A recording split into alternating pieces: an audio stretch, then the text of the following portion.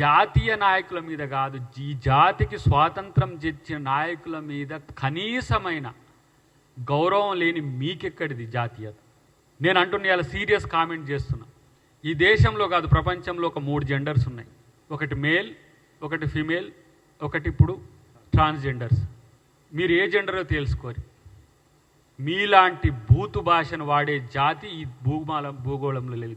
రాహుల్ గాంధీని దేశద్రోహి మీరు అన్నారు అని అంటే, మీకంటే లీడర్ ఆఫ్ ది అపోజిషన్ పార్లమెంట్లో, ఇది మీ సంస్కృతి.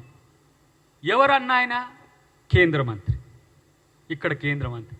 మీకు కేంద్ర మంత్రికి మామూలు మొహం లేనివాడు ఉంటాడు కదా సోషల్ మీడియాలో, వాళ్ళకు రోజుకు 100 రూపాయలు ఇస్తారట ఈ సోషల్ మీడియాలో బూతులు పెడితే. అచ్చ తెలుగు బూతులు పెట్టేటోళ్ళని పట్టుకున్నారు, ఒక 100 మందిలో 1000 మందిలో పట్టుకున్నట్టుంది.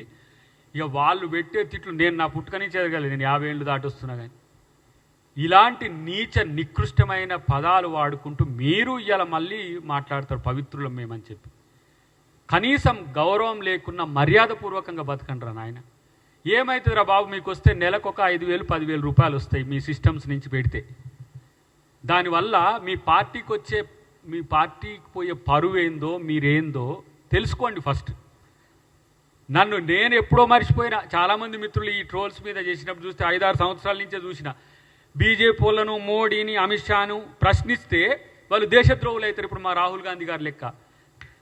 తగ్గేది ఉండదు, గుర్తుపెట్టుకోండి. మీరు తప్పు చేస్తే ప్రశ్నిస్తాం, మీరు మంచి చేస్తే పొగుడతాం.